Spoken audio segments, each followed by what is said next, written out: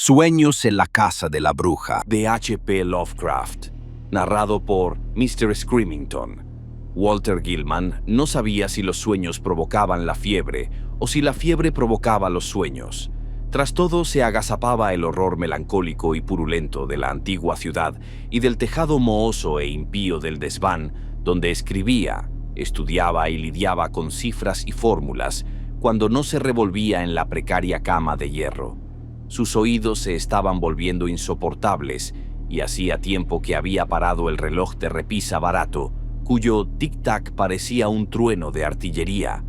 Por la noche, el sutil bullicio de la negra ciudad exterior, el siniestro correteo de las ratas en los tabiques carcomidos y el crujido de las vigas ocultas en la casa centenaria bastaban para crearle una sensación de estridente pandemonio.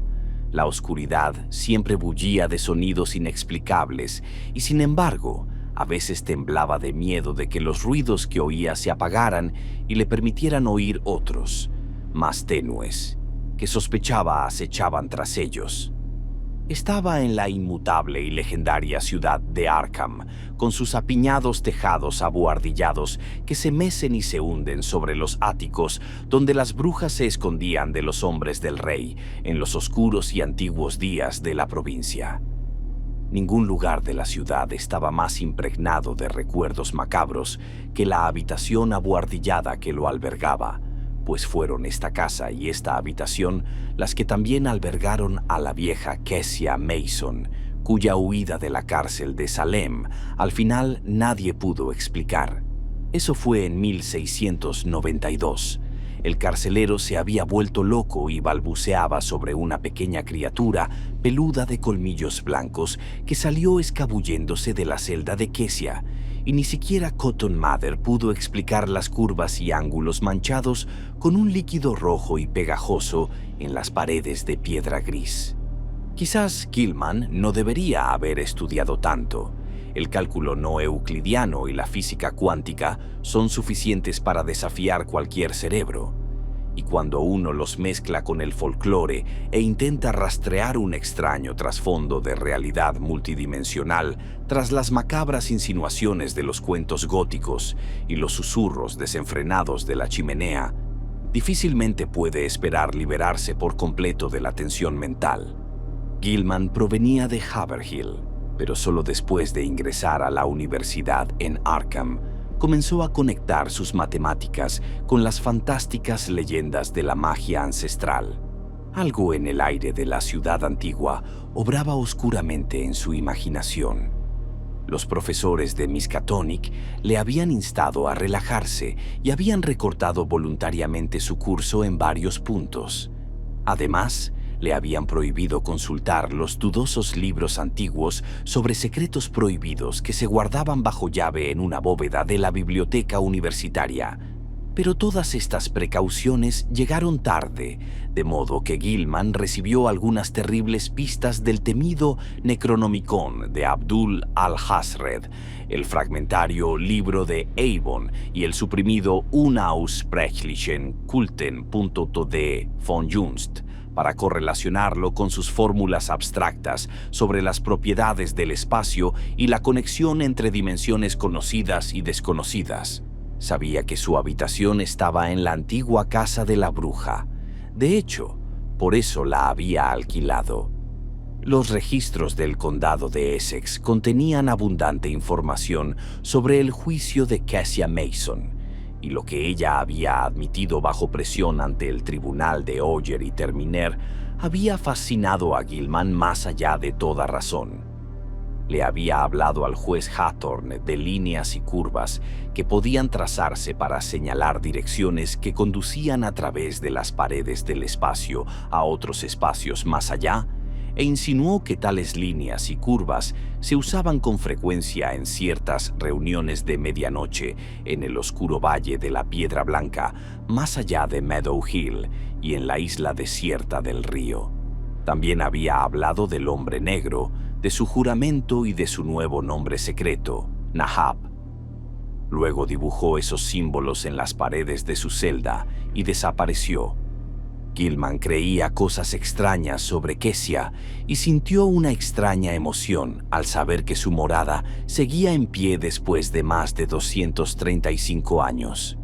Cuando oyó los susurros de Arkham sobre la persistente presencia de Kesia en la vieja casa y las estrechas calles, sobre las irregulares marcas de dientes humanos en algunos durmientes de esa y otras casas, sobre los llantos infantiles que se oían cerca de la noche de mayo y de Todos los Santos, sobre el hedor que a menudo se percibía en el ático de la vieja casa justo después de esas temidas estaciones, y sobre el pequeño ser peludo de dientes afilados que rondaba la estructura en ruinas y el pueblo y que hocicaba a la gente con curiosidad en las oscuras horas previas al amanecer, decidió vivir allí a cualquier precio.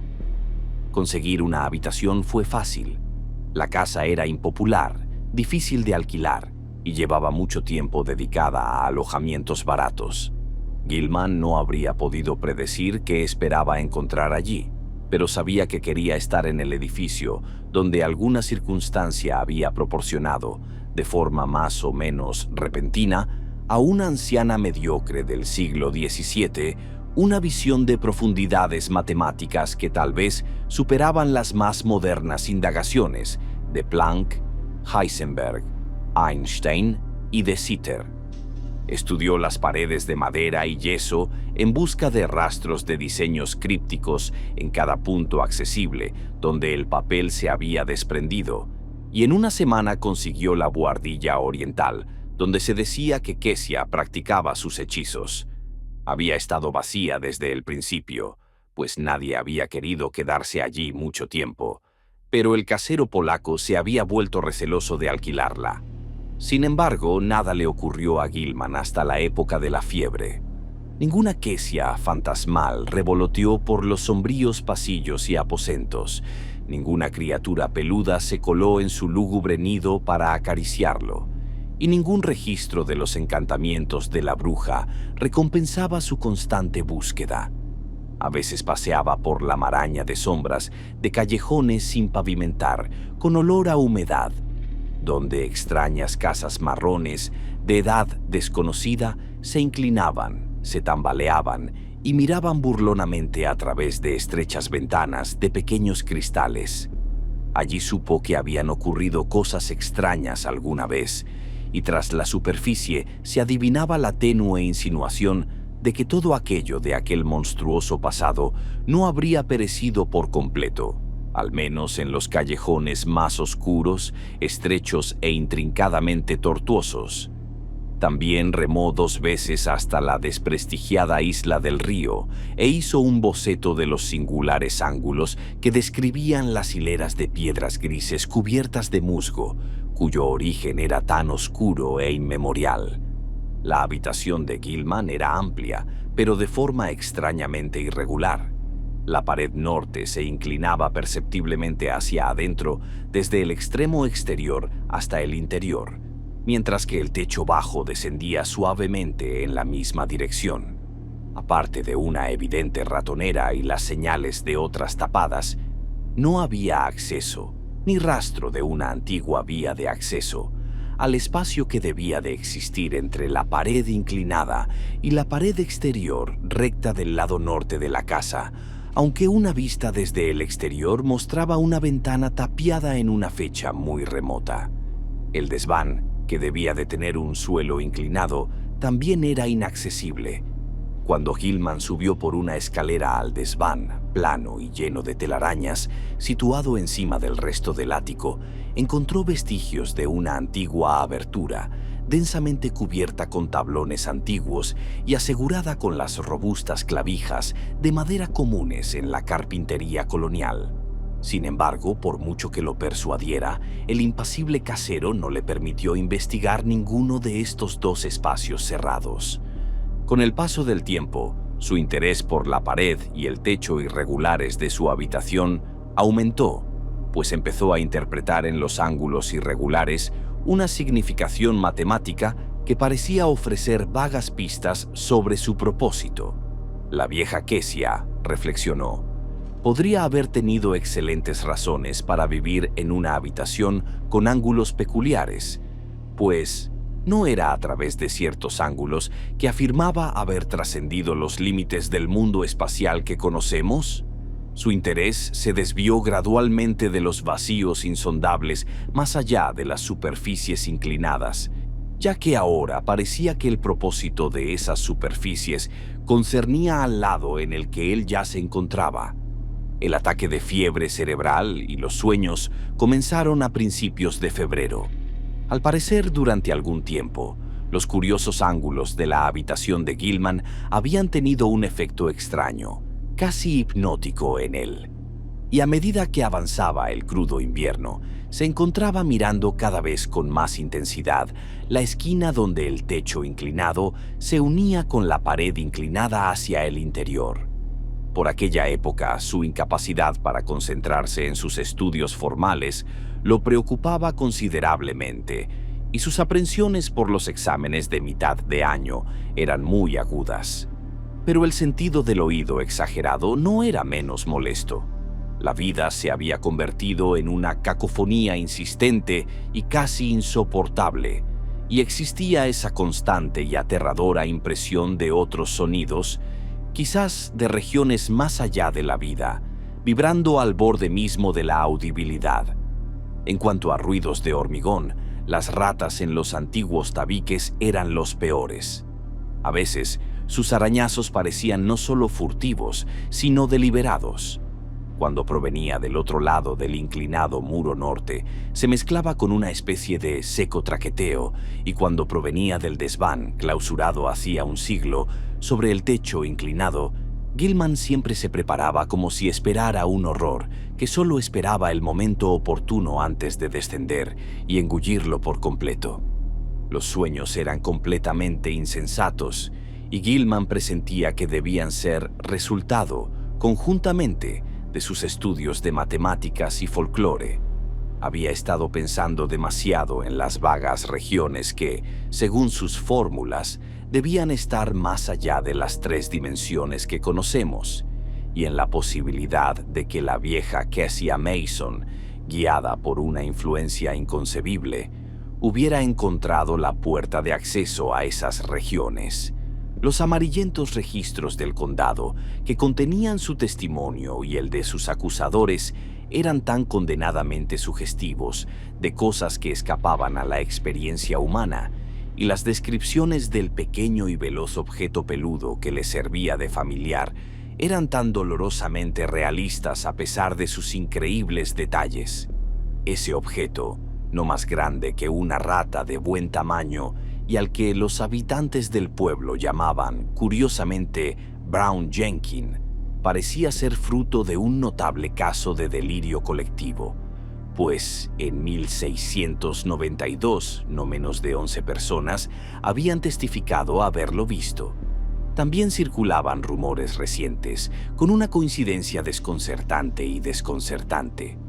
Los testigos decían que tenía el pelo largo y forma de rata, pero que su rostro barbudo y de dientes afilados era diabólicamente humano, mientras que sus patas eran como diminutas manos humanas. Llevaba mensajes entre la vieja Kessia y el diablo, y se alimentaba de la sangre de la bruja, que chupaba como un vampiro. Su voz era una especie de risita repugnante y hablaba todos los idiomas. De todas las monstruosidades extrañas en los sueños de Gilman, nada lo llenó de mayor pánico y náuseas que este híbrido blasfemo y diminuto, cuya imagen apareció en su visión en una forma 1000 veces más odiosa que cualquier cosa que su mente despierta hubiera deducido de los registros antiguos y los susurros modernos. Los sueños de Gilman consistían principalmente en zambullidas a través de abismos infinitos, de crepúsculos de colores inexplicables y sonidos desconcertantemente desordenados. Abismos cuyas propiedades materiales y gravitacionales y cuya relación con su propia entidad ni siquiera podía empezar a explicar. No caminaba ni trepaba, volaba ni nadaba, gateaba ni se retorcía. Sin embargo, siempre experimentaba un modo de movimiento en parte voluntario y en parte involuntario.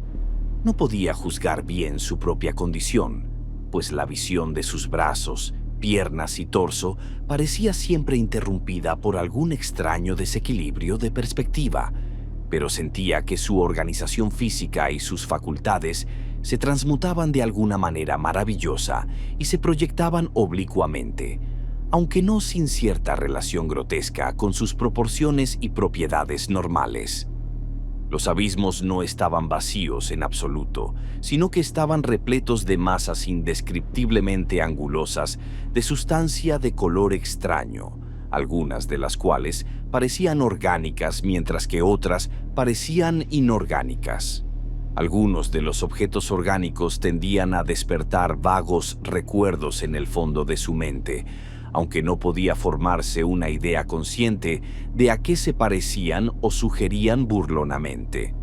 En los sueños posteriores comenzó a distinguir categorías separadas en las que parecían dividirse los objetos orgánicos y que parecían implicar en cada caso un tipo radicalmente diferente de patrón de conducta y motivación básica.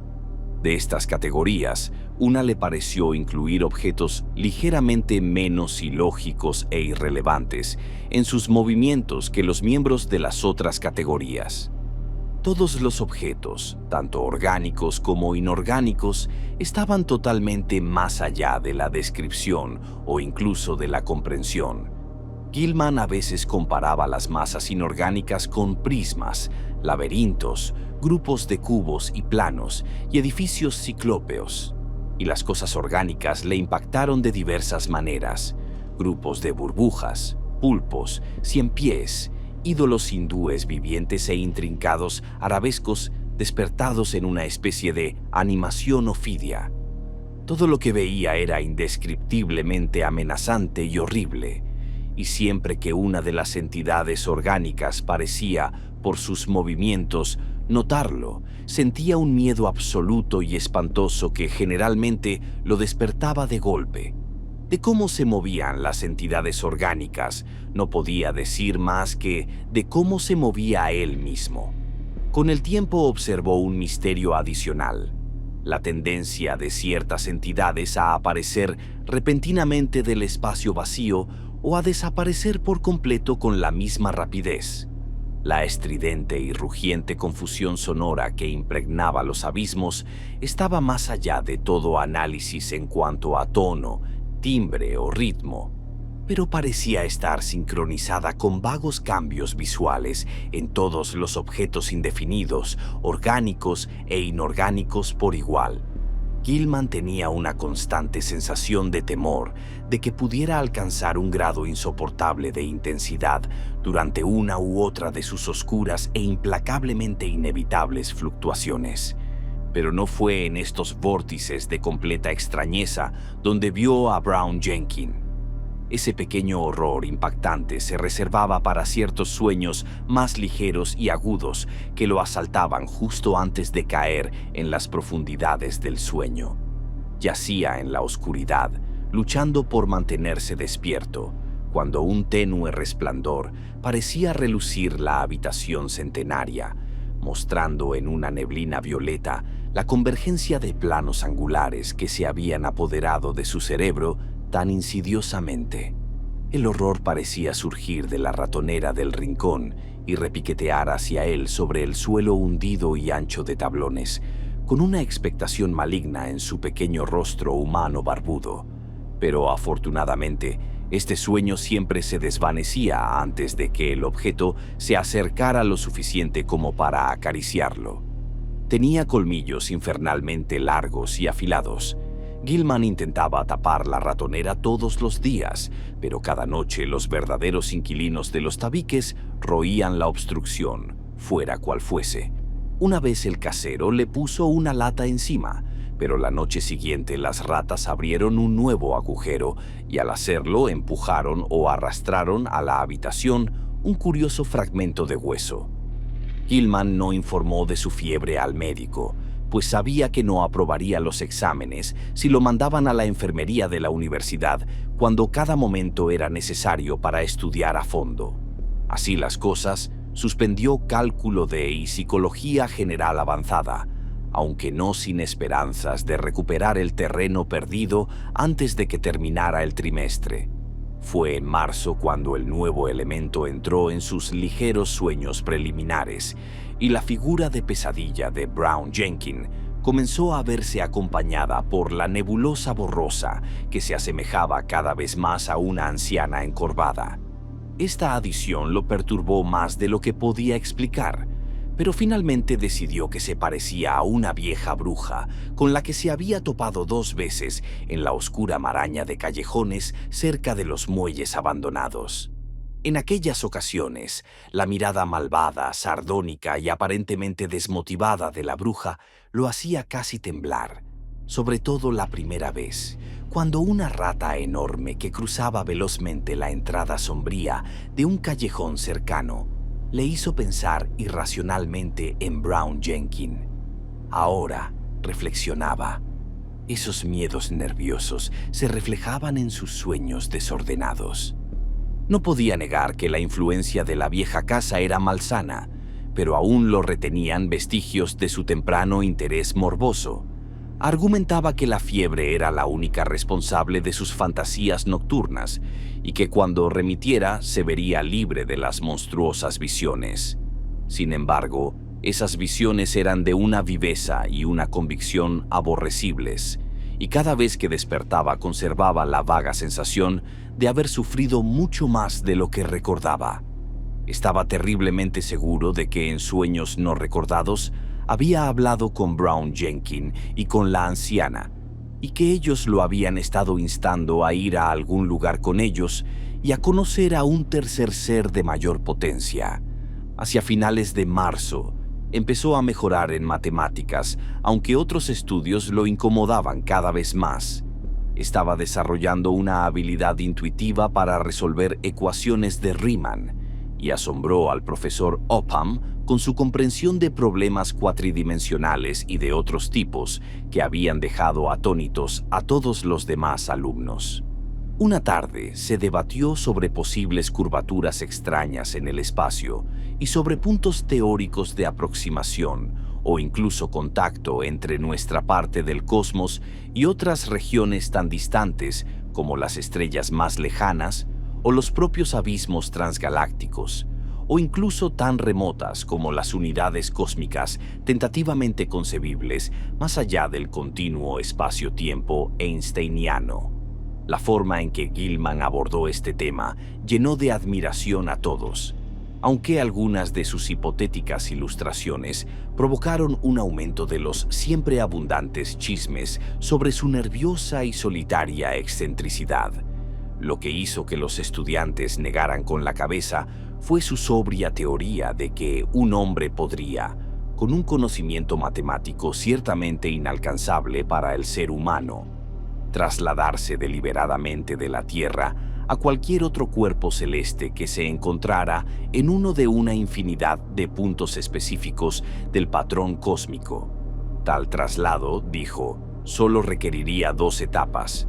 Primero, salir de la esfera tridimensional que conocemos, y segundo, regresar a la esfera tridimensional en otro punto, quizás uno infinitamente remoto. Que esto pudiera lograrse sin pérdida de vidas era en muchos casos concebible. Cualquier ser de cualquier parte del espacio tridimensional probablemente podría sobrevivir en la 4ª dimensión, y su supervivencia en la 2ª etapa dependería de la parte extraña del espacio tridimensional que seleccionara para su reingreso. Los habitantes de algunos planetas podrían vivir en otros, incluso planetas pertenecientes a otras galaxias o a fases de dimensiones similares de otros continuos espacio-temporales, aunque, por supuesto, debe haber un gran número de cuerpos o zonas del espacio mutuamente inhabitables, aunque matemáticamente yuxtapuestos. También era posible que los habitantes de un reino dimensional determinado pudieran sobrevivir a la entrada en muchos reinos desconocidos e incomprensibles de dimensiones adicionales o multiplicadas indefinidamente, ya sea dentro o fuera del continuo espacio-tiempo dado, y que lo contrario también fuera cierto. Esto era materia de especulación, aunque se podía tener bastante certeza de que el tipo de mutación implicada en una transición de un plano dimensional dado al siguiente plano superior no sería destructiva de la integridad biológica tal como la entendemos. Gilman no pudo ser muy claro sobre las razones de esta última suposición, pero su vaguedad en este punto se vio compensada con creces por su claridad en otros puntos complejos. Al profesor Upham le gustó especialmente su demostración del parentesco de las matemáticas superiores con ciertas fases del saber mágico transmitidas a lo largo de los siglos desde una antigüedad inefable, humana o prehumana, cuyo conocimiento del cosmos y sus leyes era mayor que el nuestro. Alrededor del 1 de abril, Gilman se preocupó considerablemente porque su lenta fiebre no remitía. También le preocupaba lo que algunos de sus compañeros de alojamiento decían sobre su sonambulismo. Parecía que a menudo se ausentaba de la cama y que el crujido del suelo a ciertas horas de la noche era percibido por el hombre de la habitación de abajo. Este hombre también hablaba de oír pisadas de calzado por la noche, pero Gilman estaba seguro de que debía de estar equivocado, ya que los zapatos, así como la ropa, siempre estaban en su sitio por la mañana. Uno podía desarrollar todo tipo de delirios auditivos en aquella morbosa y vieja casa, pues no tenía el propio Gilman, incluso a la luz del día, la certeza de que otros ruidos, aparte de los arañazos de las ratas, provenían de los negros huecos que se extendían más allá de la pared inclinada y por encima del techo inclinado. Sus oídos, con una sensibilidad patológica, empezaron a percibir leves pisadas en el desván, inmemorialmente sellado, que se alzaba sobre él, y a veces la ilusión de tales cosas era de una realidad agonizante. Sin embargo, sabía que en realidad se había vuelto sonámbulo, pues 2 noches enteras su habitación había estado vacía, aunque con toda su ropa puesta. Frank Elwood, el único compañero de estudios cuya pobreza lo obligaba a alojarse en esa casa miserable e impopular, se lo había asegurado. Elwood había estado estudiando de madrugada y había acudido a pedir ayuda con una ecuación diferencial, solo para encontrar a Gilman ausente. Había sido bastante presuntuoso por su parte abrir la puerta sin llave después de que llamara sin obtener respuesta, pero necesitaba urgentemente la ayuda y pensó que a su anfitrión no le importaría que lo despertaran con un suave empujón. En ninguna de las 2 ocasiones, sin embargo, Gilman había estado allí, y cuando se lo contaron, se preguntó dónde podría haber estado vagando, descalzo y solo con su pijama. Decidió investigar el asunto si los rumores de su sonambulismo continuaban, y pensó en espolvorear harina en el suelo del pasillo para ver a dónde lo llevaban sus pasos. La puerta era la única salida concebible, pues no había ningún punto de apoyo posible fuera de la estrecha ventana. A medida que avanzaba abril, los oídos de Gilman, aguzados por la fiebre, se veían perturbados por las oraciones quejumbrosas de un telar supersticioso llamado Joe Masurewicz, que tenía una habitación en la planta baja. Masurewicz había contado largas y confusas historias sobre el fantasma de la vieja Kesia y la criatura peluda, de colmillos afilados y hocico, y había dicho que a veces lo atormentaba tanto que solo su crucifijo de plata, que le había regalado para tal fin el padre Iwaniki de la iglesia de San Estanislao, podía aliviarlo. Ahora rezaba porque se acercaba el Sabbat. La víspera de mayo era la noche de Walpurgis, cuando la maldad más negra del infierno vagaba por la tierra y todos los esclavos de Satanás se reunían para ritos y actos sin nombre. Siempre era una época muy mala en Arkham, aunque la gente de la avenida Miskatonic y las calles High y Saltonstall fingiera no saber nada. Había cosas malas y probablemente algún niño o 2 desaparecían. Joe sabía de esas cosas, pues su abuela, allá en su tierra natal, había oído historias de la suya. Convenía rezar y rezar las cuentas en estas fechas. Durante 3 meses, Kesia y Brown Jenkins no habían estado cerca de la habitación de Joe, ni de la de Paul Choinsky, ni de ningún otro lugar, y no significaba nada que se mantuvieran así. Debían estar tramando algo. Gilman visitó la consulta de un médico el 16 de ese mes y se sorprendió al descubrir que su fiebre no era tan alta como temía. El médico lo interrogó con severidad y le aconsejó consultar a un neurólogo. Reflexionando, se alegró de no haber consultado al aún más inquisitivo doctor universitario.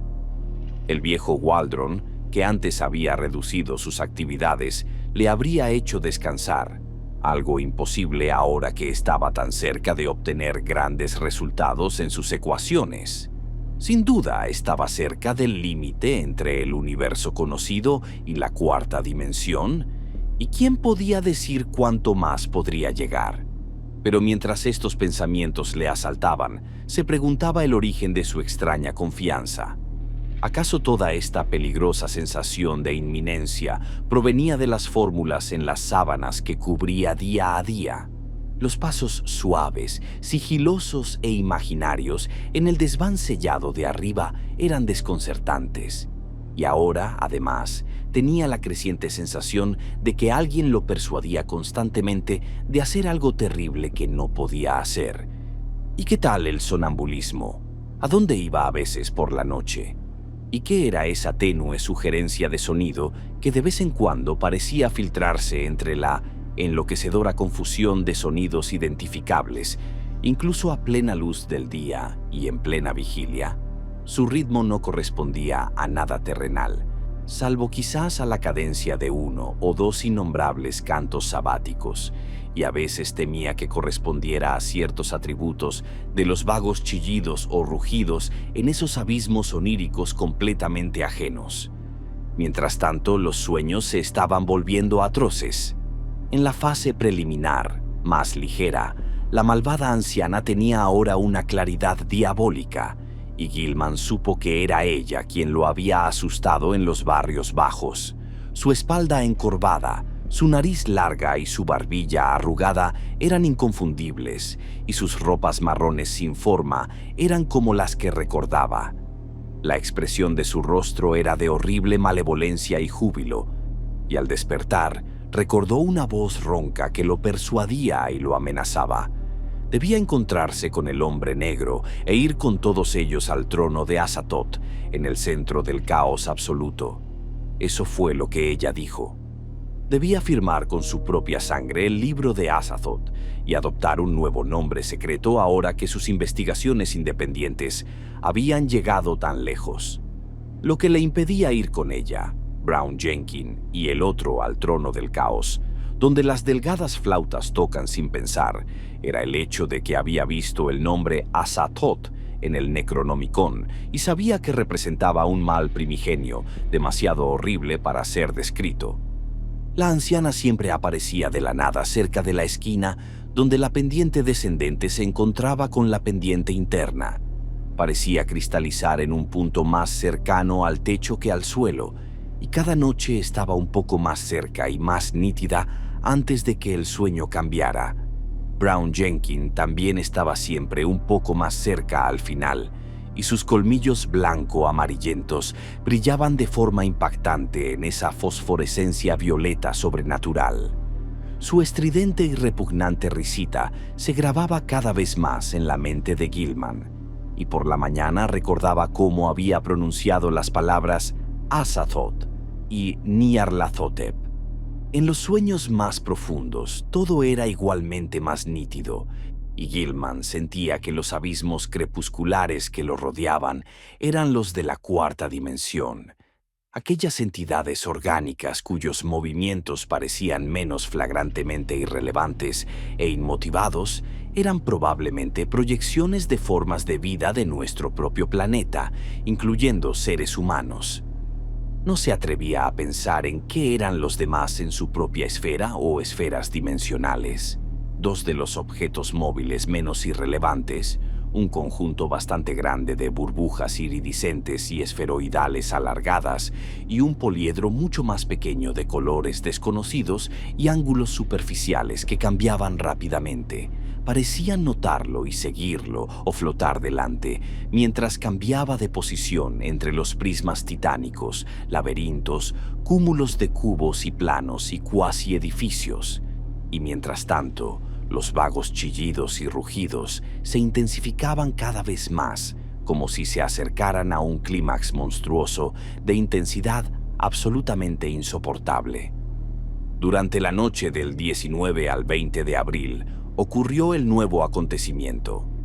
Gilman se movía casi involuntariamente en los abismos crepusculares con la masa de burbujas y el pequeño poliedro flotando delante, cuando notó los ángulos peculiarmente regulares formados por los bordes de unos gigantescos cúmulos de prismas vecinos. Un segundo después, salió del abismo y se encontraba de pie, tembloroso, sobre una ladera rocosa bañada por una intensa y difusa luz verde. Iba descalzo y en pijama, y al intentar caminar descubrió que apenas podía levantar los pies. Un remolino de vapor lo ocultaba todo, salvo el terreno inclinado inmediato, y le repugnaba la idea de los sonidos que pudieran surgir de ese vapor. Entonces vio las dos figuras arrastrándose trabajosamente hacia él, la anciana y la pequeña criatura peluda. La vieja se incorporó hasta las rodillas y logró cruzar los brazos de una manera singular, mientras Brown Jenkins señalaba en cierta dirección con una pata delantera horriblemente antropoide que levantó con evidente dificultad. Impulsado por un impulso que no le correspondía, Gilman se arrastró hacia adelante, siguiendo una trayectoria determinada por el ángulo de los brazos de la anciana y la dirección de la pata de la pequeña monstruosidad. Y antes de dar 3 pasos, arrastrando los pies, estaba de vuelta en los abismos crepusculares. Formas geométricas bullían a su alrededor y cayó mareado e interminablemente. Por fin despertó en su cama, en el desván de ángulos extraños de la misteriosa y vieja casa. No servía para nada esa mañana y se mantenía alejado de todas sus clases. Una atracción desconocida atraía su mirada en una dirección aparentemente irrelevante, pues no podía evitar mirar fijamente un punto vacío en el suelo. A medida que avanzaba el día, el foco de sus ojos ciegos cambió de posición, y al mediodía había dominado el impulso de mirar al vacío. Sobre las 2 salió a almorzar, y mientras recorría las estrechas callejuelas de la ciudad, se encontró girando siempre hacia el sureste. Solo un esfuerzo lo detuvo en una cafetería de Church Street, y después de comer, sintió la atracción desconocida aún con más fuerza. Tendría que consultar a un neurólogo después de todo. Quizás hubiera algo relacionado con su sonambulismo, pero mientras tanto al menos podría intentar romper el hechizo morboso él mismo. Sin duda, aún podía alejarse de la atracción, así que con gran resolución se encaminó contra ella y se arrastró deliberadamente hacia el norte por Garrison Street. Para cuando llegó al puente sobre el Miskatonic, estaba bañado en sudor frío y se aferró a la barandilla de hierro mientras miraba río arriba hacia la isla mal vista, cuyas hileras regulares de antiguas piedras verticales se erguían sombrías bajo el sol de la tarde.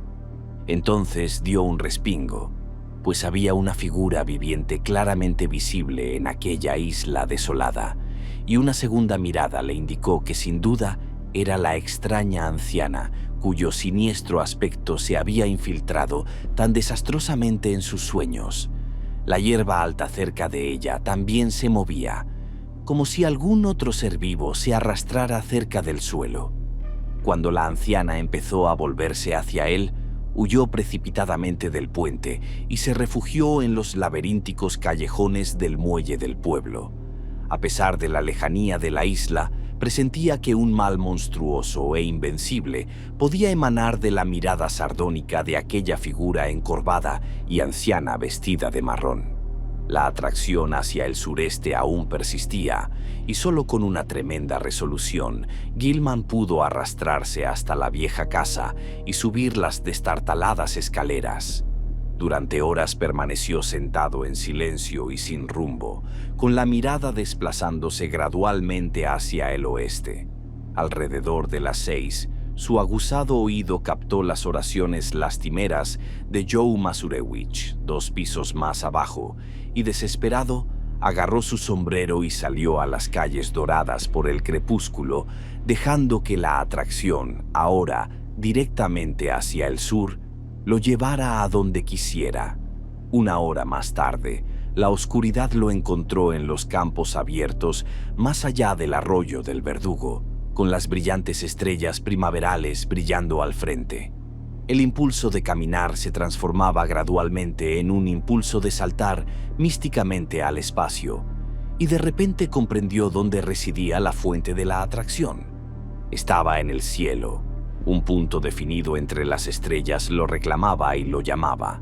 Al parecer, era un punto en algún lugar entre Hydra y Argonavis, y sabía que lo habían impulsado hacia él desde que se despertó poco después del amanecer. Por la mañana había estado bajo sus pies. La tarde lo encontró amaneciendo por el sureste, y ahora estaba aproximadamente al sur, pero girando hacia el oeste. ¿Qué significaba esta novedad? ¿Se estaba volviendo loco? ¿Cuánto duraría? Reuniendo de nuevo su determinación, Gilman se dio la vuelta y se arrastró de vuelta a la siniestra y vieja casa. Masurewicz lo esperaba en la puerta y parecía ansioso y reacio a susurrar alguna nueva superstición. Se trataba de la luz de la bruja. Joe había estado celebrando la noche anterior.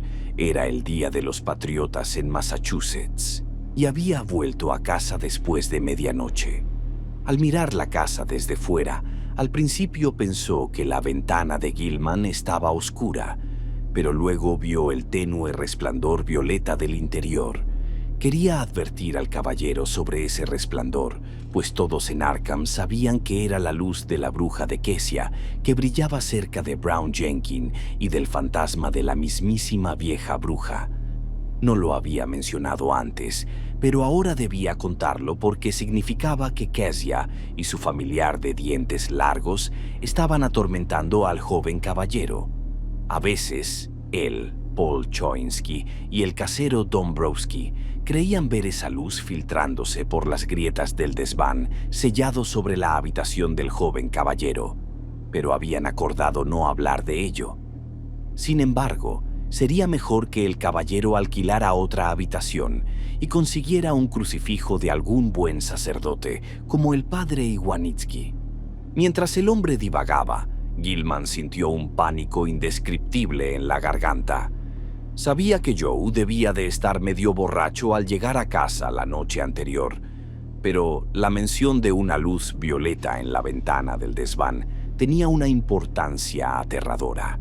Era un resplandor tenue como ese que siempre rodeaba a la anciana y al pequeño ser peludo en esos sueños más ligeros y nítidos que precedían su caída en abismos desconocidos. Y la idea de que otra persona despierta pudiera ver la luminosidad del sueño era completamente insostenible. Pero, ¿de dónde había sacado aquel tipo una idea tan extraña? ¿Había hablado él mismo, además de caminar por la casa mientras dormía? No, dijo Joe, no, pero debía investigarlo.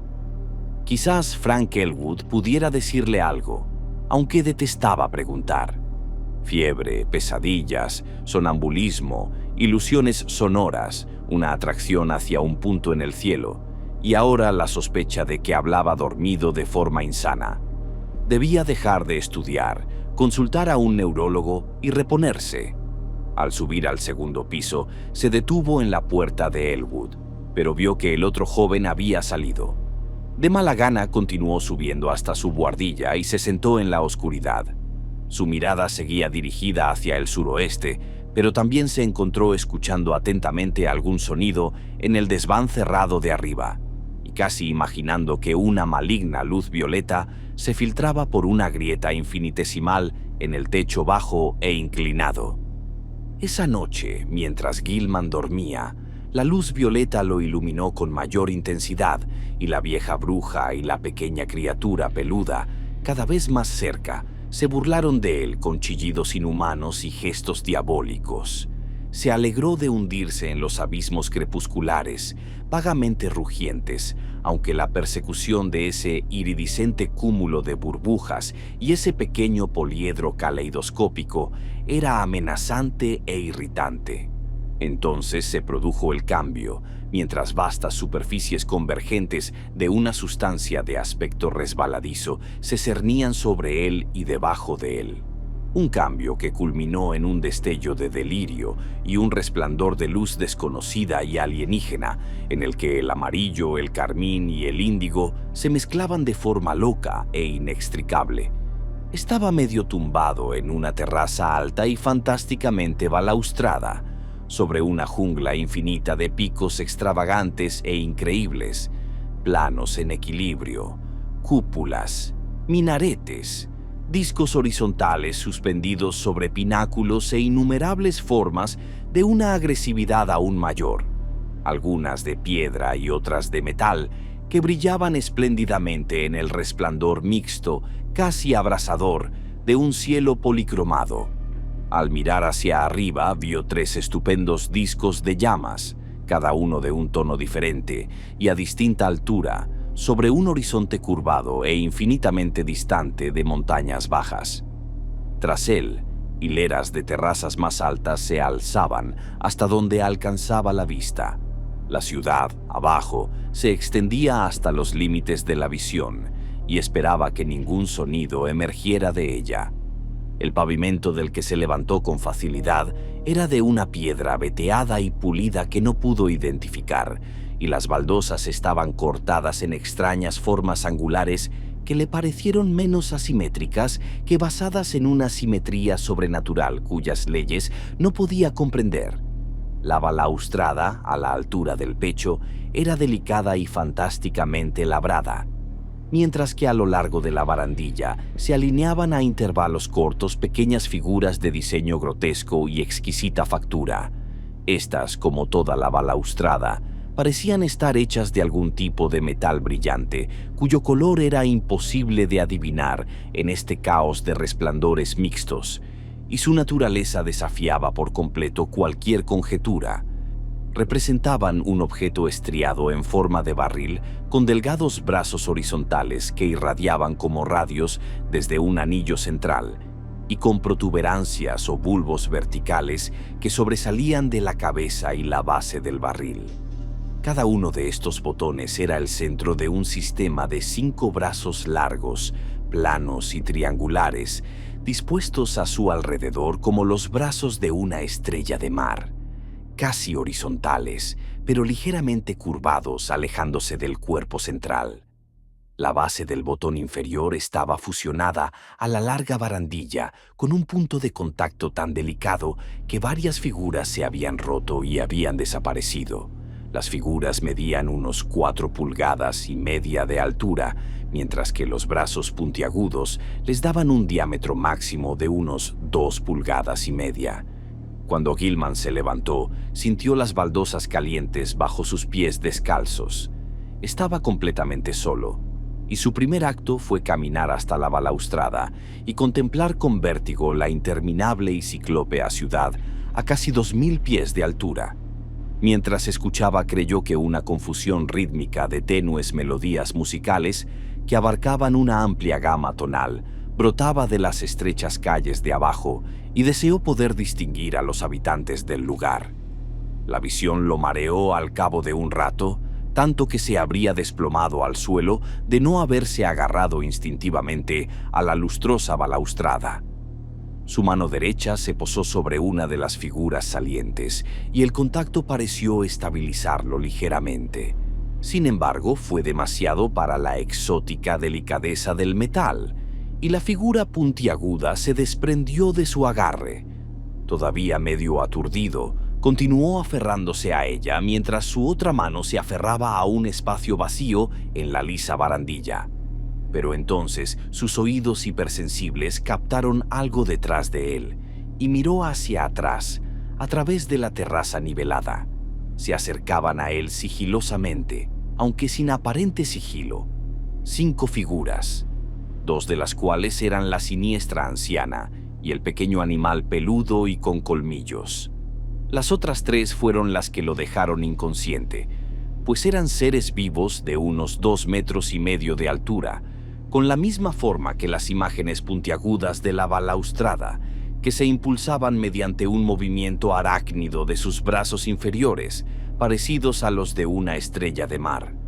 Gilman despertó en su cama, empapado en sudor frío y con una sensación de escozor en la cara, las manos y los pies.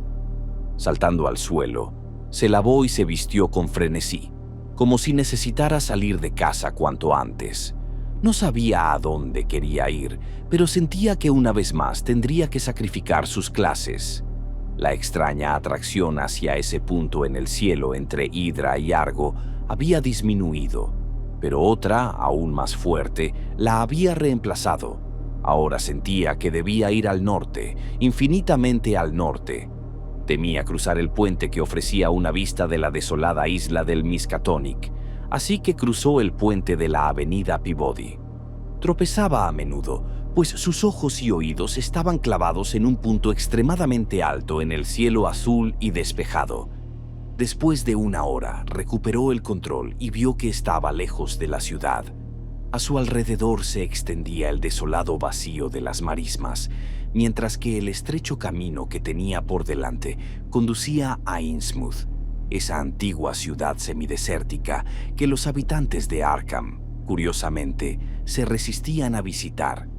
Aunque la atracción hacia el norte no había disminuido, la resistió como había resistido la otra atracción y finalmente descubrió que casi podía equilibrar una con la otra. Regresando al pueblo con paso pesado, tomó un café en una fuente de refrescos, se arrastró hasta la biblioteca pública y hojeó sin rumbo las revistas más ligeras. Una vez se encontró con unos amigos que comentaron lo extrañamente bronceado que se veía, pero no les contó nada de su paseo. A las 3 de la tarde almorzó en un restaurante, notando mientras tanto que la atracción había disminuido o se había disipado. Después, mató el tiempo en una función de cine barato, viendo la insulsa función una y otra vez sin prestarle atención. Sobre las 9 de la noche se dirigió a casa y entró a trompicones en la antigua casa. Joe Masurewicz gemía oraciones ininteligibles y Gilman se apresuró a subir a su buhardilla sin detenerse a ver si Elwood estaba allí. Fue al encender la tenue luz eléctrica que recibió la impresión. Enseguida vio que había algo sobre la mesa que no pertenecía allí, y una segunda mirada no dejó lugar a dudas. Yaciendo de lado, pues no podía sostenerse sola, estaba la exótica figura puntiaguda que, en su monstruoso sueño, había roto de la fantástica balaustrada. No faltaba ningún detalle. El centro acanalado y en forma de barril, los delgados brazos radiales, los pomos en cada extremo y los brazos planos, ligeramente curvados hacia afuera, en forma de estrella de mar que se extendían desde esos pomos. Todo estaba allí. A la luz eléctrica, el color parecía una especie de gris iridiscente veteado de verde, y Gilman pudo ver, en medio de su horror y desconcierto, que uno de los pomos terminaba en una rotura irregular que correspondía a su anterior punto de unión con la barandilla del sueño. Solo su tendencia al aturdimiento le impedía gritar. Esta fusión de sueño y realidad era insoportable. Aún aturdido, se aferró a la cosa puntiaguda y bajó tambaleándose hacia las habitaciones del casero Dombrowski. Las quejumbrosas plegarias del supersticioso telar aún resonaban por los mohosos pasillos, pero a Gilman ya no le importaban. El casero estaba dentro y lo saludó amablemente. No había visto esa cosa antes y no sabía nada al respecto. Pero su esposa le había dicho que encontró una curiosa cosa de hojalata en una de las camas cuando arregló las habitaciones al mediodía, y tal vez fuera eso. Dombrowski la llamó, y ella entró contoneándose. Sí, era eso. Lo había encontrado en la cama del joven caballero, junto a la pared. Le había parecido muy extraño, pero claro, el joven caballero tenía un montón de cosas raras en su habitación. Libros, curiosidades, cuadros y marcas en papel. Ciertamente no sabía nada al respecto, así que Gilman volvió a subir las escaleras sumido en un torbellino mental, convencido de que o bien seguía soñando, o bien su sonambulismo había llegado a extremos increíbles y lo había llevado a depredaciones en lugares desconocidos. ¿De dónde había sacado ese objeto tan peculiar? No recordaba haberlo visto en ningún museo de Arkham. Sin embargo, debía de estar en algún sitio, y la visión que tuvo al cogerlo en sueños debió de provocarle la extraña imagen onírica de la terraza con balaustrada. Al día siguiente haría algunas averiguaciones muy cautelosas y tal vez visitaría al neurólogo. Mientras tanto, intentaría seguir la pista de su sonambulismo. Mientras subía las escaleras y cruzaba el vestíbulo de la buhardilla, esparció un poco de harina que le había pedido prestada al casero, admitiendo abiertamente su propósito. Se había detenido en la puerta de Elwood de camino, pero la encontró a oscuras. Al entrar en su habitación, dejó el objeto puntiagudo sobre la mesa y se tumbó, completamente exhausto, mental y físicamente, sin detenerse a desvestirse. Desde el desván cerrado, sobre el techo inclinado, creyó oír un leve rasguño y un ruido sordo, pero estaba demasiado desorganizado como para preocuparse. Esa críptica atracción del norte volvía a ser muy fuerte, aunque ahora parecía provenir de un lugar más bajo en el cielo. En la deslumbrante luz violeta del sueño, la anciana y el ser peludo y con colmillos volvieron a aparecer, con mayor nitidez que en ninguna ocasión anterior. Esta vez sí lo alcanzaron, y sintió las garras marchitas de la vieja aferrándose a él. Lo sacaron de la cama y lo lanzaron al vacío, y por un instante oyó un rugido rítmico y vio la amorfosidad crepuscular de los vagos abismos que bullían a su alrededor. Pero ese instante fue muy breve, pues pronto se encontró en un pequeño espacio tosco y sin ventanas, con toscas vigas y tablones que se alzaban justo por encima de su cabeza, y con un curioso suelo inclinado bajo sus pies. Sobre ese suelo se alzaban estanterías bajas llenas de libros de toda antigüedad y deterioro, y en el centro había una mesa y un banco, ambos aparentemente fijados en su lugar. Pequeños objetos de forma y naturaleza desconocidas se alineaban sobre las vitrinas, y bajo la llameante luz violeta, Gilman creyó ver una réplica de la imagen puntiaguda que lo había desconcertado tanto. A la izquierda, el suelo descendía bruscamente, dejando un abismo triangular negro del que, tras un segundo de seco traqueteo, emergió la odiosa criatura peluda de colmillos amarillos y rostro humano barbudo. La bruja de sonrisa malvada aún lo aferraba, y más allá de la mesa se alzaba una figura que nunca había visto. Un hombre alto y delgado, de tez negra, pero sin el más mínimo rastro de rasgos negroides, completamente desprovisto de pelo y barba, y vestido como única prenda una túnica informe de una gruesa tela negra. Sus pies eran indistinguibles debido a la mesa y el banco, pero debía de llevar calzado, ya que se oía un chasquido cada vez que cambiaba de postura. El hombre no hablaba, y sus rasgos pequeños y regulares carecían de expresión. Se limitó a señalar un libro de tamaño prodigioso que yacía abierto sobre la mesa, mientras la bruja ponía una enorme pluma gris en la mano derecha de Gilman. Un miedo intenso y enloquecedor lo cubría todo, y el clímax se alcanzó cuando la criatura peluda trepó por la ropa del soñador hasta los hombros y luego por el brazo izquierdo, mordiéndole finalmente con fuerza en la muñeca, justo debajo del puño.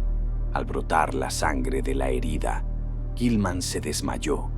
Se despertó la mañana del 22 con dolor en la muñeca izquierda y vio que su puño estaba marrón por la sangre seca. Sus recuerdos eran muy confusos, pero la escena del hombre negro en el espacio desconocido se destacaba vívidamente. Las ratas debieron de morderlo mientras dormía, dando lugar al clímax de aquel espantoso sueño. Al abrir la puerta, vio que la harina del suelo del pasillo estaba intacta, salvo por las enormes huellas del tipo patán que se alojaba al otro lado del desván. Así que esta vez no había estado sonámbulo. Pero algo tendría que hacer con esas ratas. Hablaría con el casero.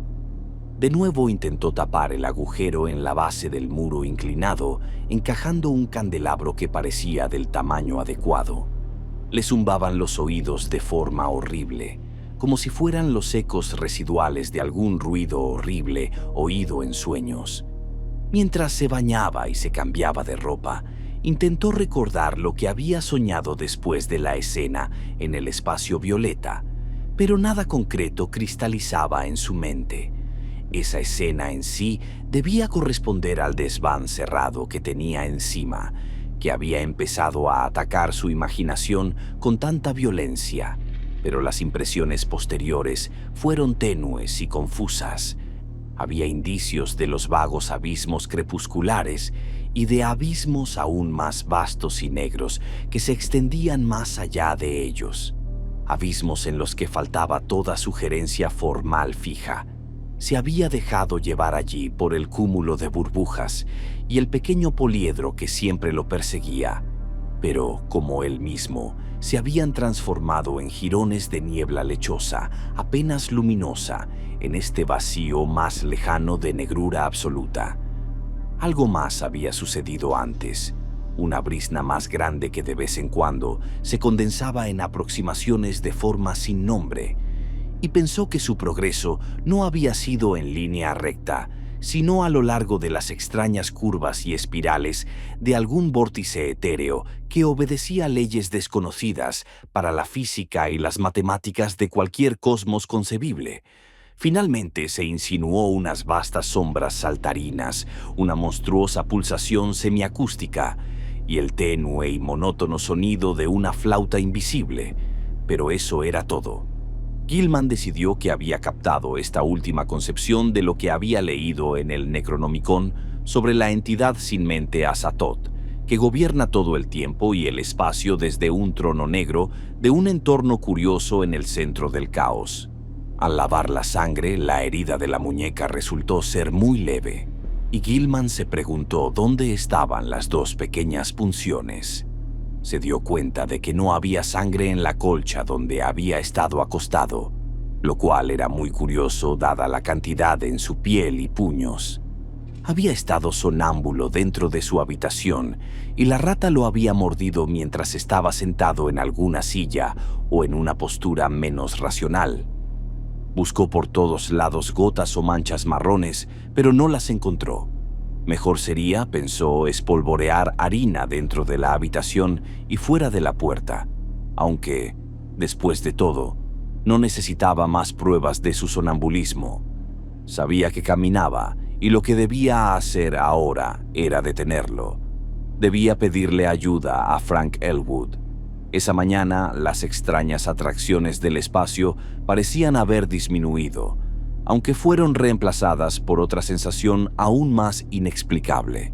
Era un impulso vago e insistente de huir de su situación actual, pero no indicaba la dirección específica en la que deseaba volar. Al recoger la extraña imagen puntiaguda de la mesa, pensó que la antigua atracción hacia el norte se intensificaba un poco, pero aún así, la nueva y desconcertante urgencia la anuló por completo. Llevó la imagen puntiaguda a la habitación de Elwood, armándose de valor para resistir los gemidos del telar que llegaban desde la planta baja. Elwood estaba dentro, gracias a Dios, y parecía estar despertando. Había tiempo para una breve conversación antes de salir a desayunar y a la universidad, así que Gilman se apresuró a relatar sus recientes sueños y temores. Su anfitrión se mostró muy comprensivo y estuvo de acuerdo en que debía hacerse algo. Le impactó el aspecto demacrado y ojeroso de su invitado y notó la extraña y anormal quemadura solar que otros habían notado durante la última semana. Sin embargo, no había mucho que pudiera decir. No había visto a Gilman en ninguna expedición de sonambulismo y no tenía ni idea de qué podía ser aquella curiosa imagen. Sin embargo, había oído al franco-canadiense que se alojaba justo debajo de Gilman hablando con Masurewicz una noche.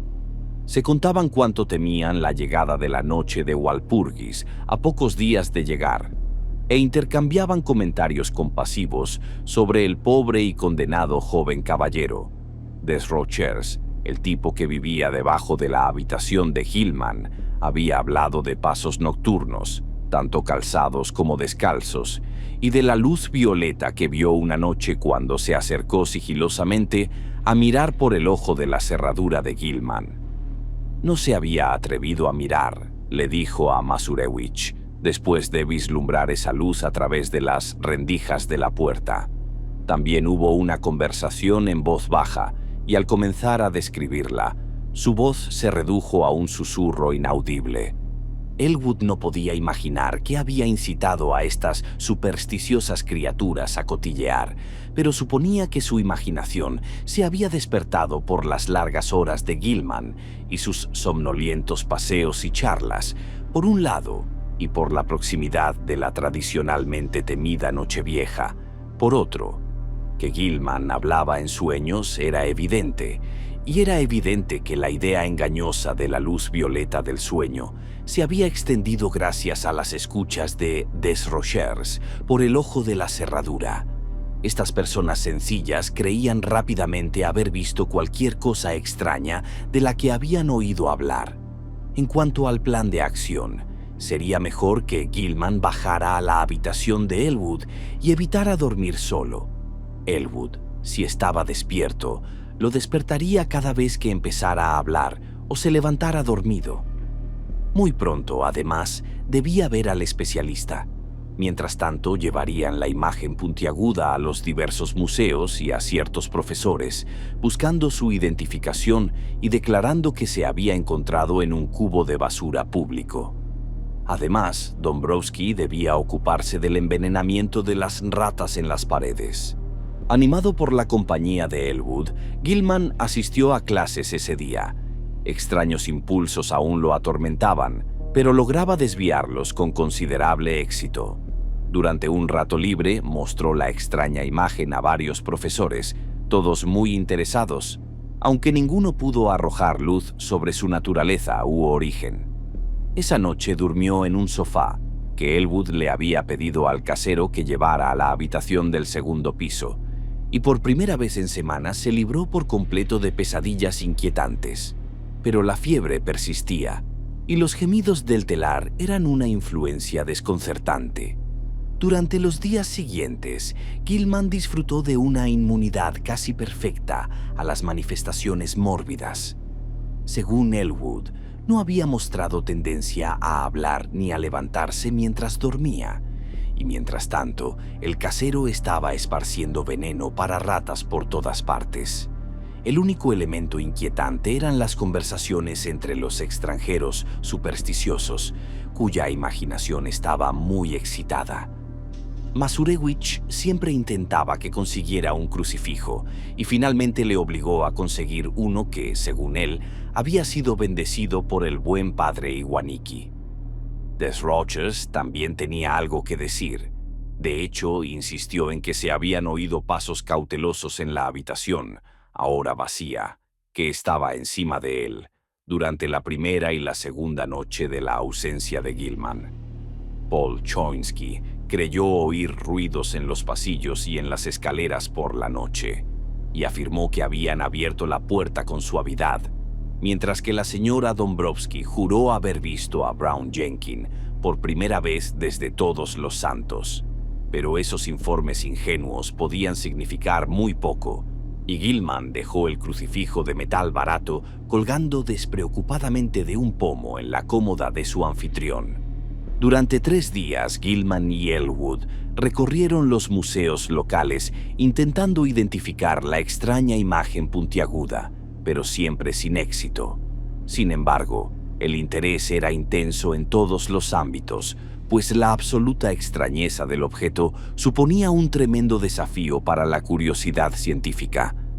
Uno de los pequeños brazos radiantes fue desprendido y sometido a análisis químico, y el resultado aún se comenta en círculos universitarios.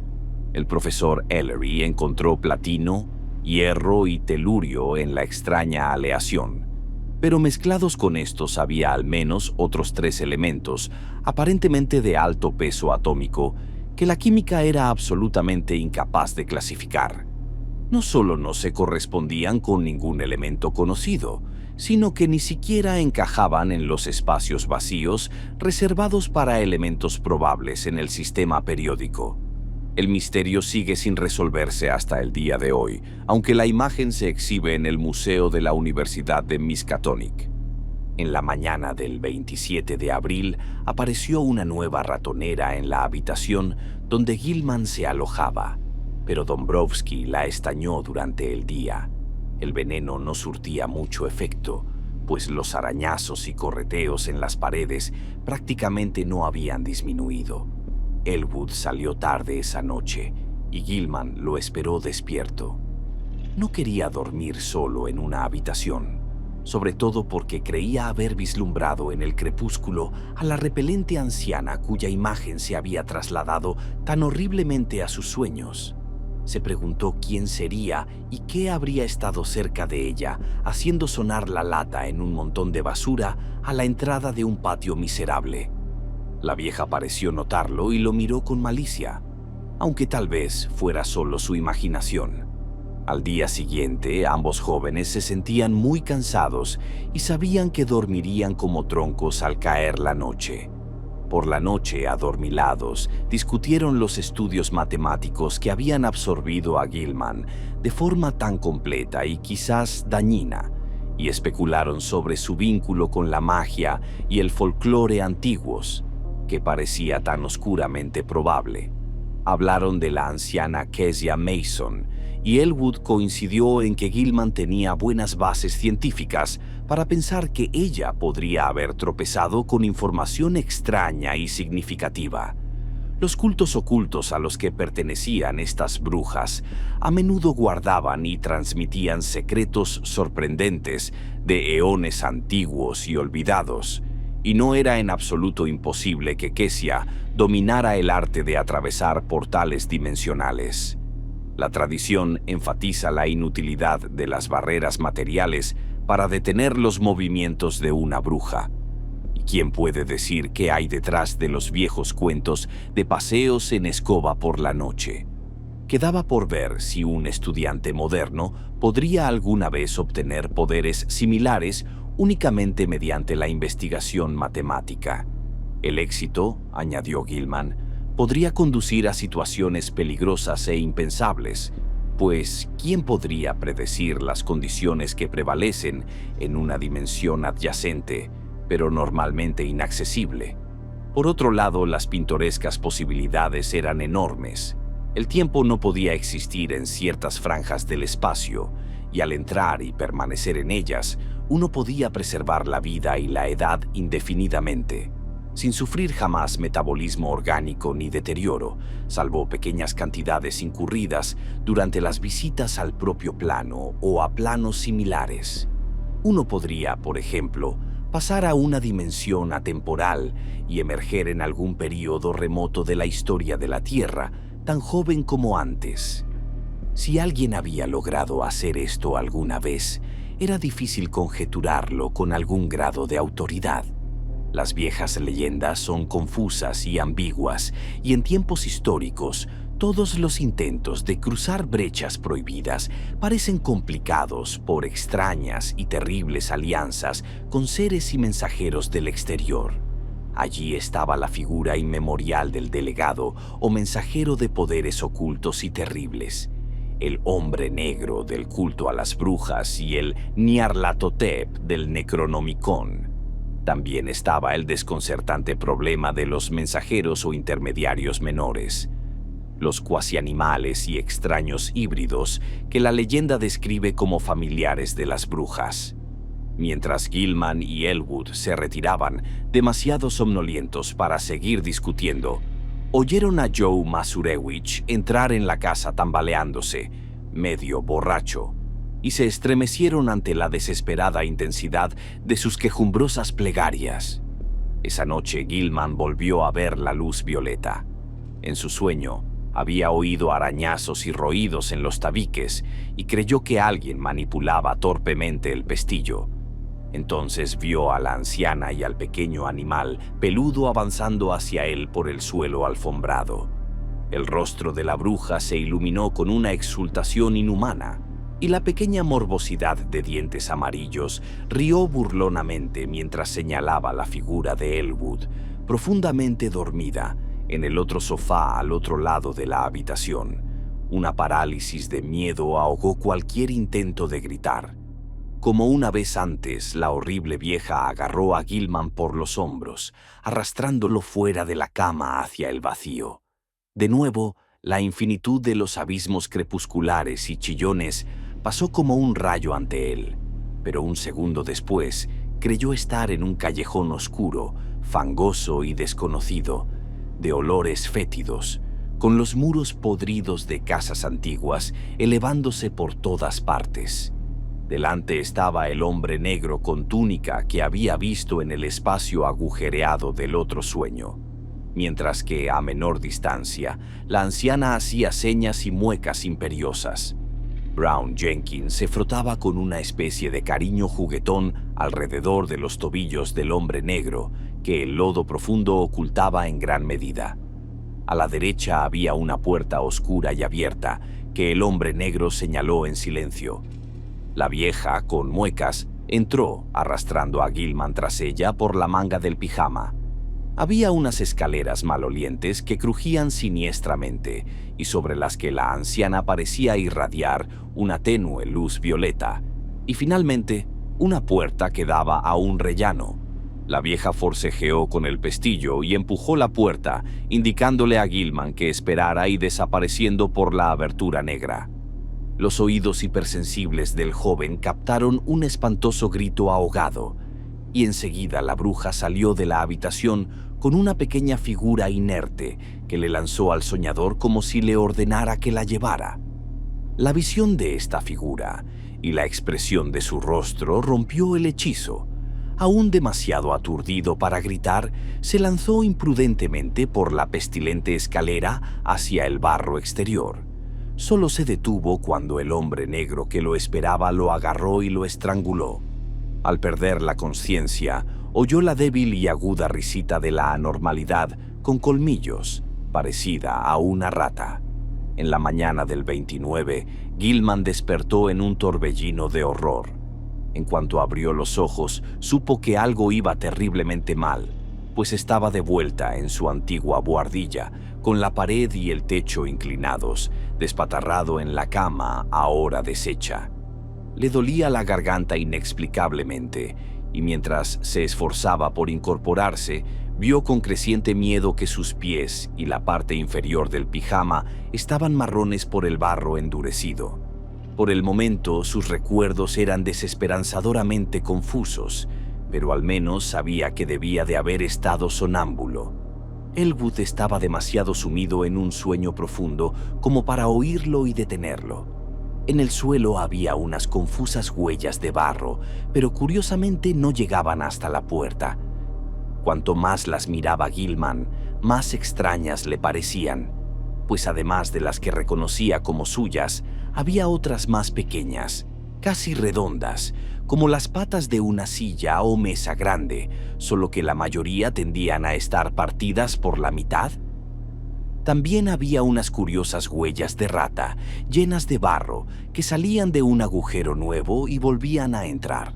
Un profundo desconcierto y el miedo a la locura lo atormentaron mientras se tambaleaba hacia la puerta y comprobaba que no había huellas de barro en el exterior. Cuanto más recordaba su horrible sueño, más aterrorizado se sentía, y a su desesperación se sumó oír a Joe Masurewicz cantando lastimeramente 2 pisos más abajo. Al bajar a la habitación de Elwood, despertó a su anfitrión, que aún dormía, y comenzó a contarle cómo se había encontrado. Pero Elwood no podía formarse una idea de lo que realmente había sucedido. ¿Dónde podría haber estado Gilman? cómo regresó a su habitación sin dejar huellas en el pasillo y cómo las huellas embarradas, parecidas a muebles, se mezclaron con las suyas en la buhardilla. Eran cosas completamente inconcebibles. Luego estaban esas marcas oscuras y lívidas en su garganta, como si hubiera intentado estrangularse. Se las llevó las manos, pero descubrió que no encajaban ni de lejos. Mientras hablaban, Desrochers entró para decirle que había oído un ruido terrible en lo alto, en la oscuridad de la madrugada. No había nadie en las escaleras después de medianoche, aunque justo antes de medianoche había oído unos débiles pasos en la buhardilla y unos escalones que bajaban con cautela, algo que no le gustó. Era, añadió, una época del año muy mala para Arkham. El joven caballero debía asegurarse de llevar el crucifijo que Joe Masurewicz le había regalado. Ni siquiera de día era un lugar seguro, pues después del amanecer se oían ruidos extraños en la casa, especialmente un débil gemido infantil ahogado con prisa. Gilman asistió mecánicamente a clase esa mañana, pero era completamente incapaz de concentrarse en sus estudios. Una terrible aprensión y expectación se había apoderado de él, y parecía estar esperando un golpe devastador. Al mediodía almorzó en el balneario universitario, cogiendo un periódico del asiento contiguo mientras esperaba el postre, pero no probó ese postre. Una noticia en la primera página del periódico lo dejó sin fuerzas, con los ojos desorbitados, y solo pudo pagar la cuenta y regresar a la habitación de Elwood a trompicones. La noche anterior se había producido un extraño secuestro en Ornes Gangway, y el hijo de 2 años de una lavandera de aspecto patán llamada Anastasia Wolejko había desaparecido por completo de la vista. Al parecer, la madre llevaba tiempo temiendo el suceso, pero las razones que alegó para justificarlo eran tan grotescas que nadie las tomó en serio. Dijo haber visto a Brown Jenkins por allí de vez en cuando desde principios de marzo, y por sus muecas y risitas, sabía que el pequeño Ladislas debía ser marcado para el sacrificio en el terrible sabbat de la noche de Walpurgis. Le había pedido a su vecina Mary Chanek que durmiera en la habitación e intentara proteger al niño, pero Mary no se había atrevido. No podía decírselo a la policía, pues nunca habían creído en esas cosas. Se habían llevado niños de esa manera todos los años desde que tenía memoria. Y su amigo Pete Stowacki no la ayudaría porque, de todas formas, quería que el niño se fuera de su camino. Pero lo que hizo sudar frío a Gilman fue el informe de un par de juerguistas que pasaban por la entrada de la pasarela justo después de medianoche.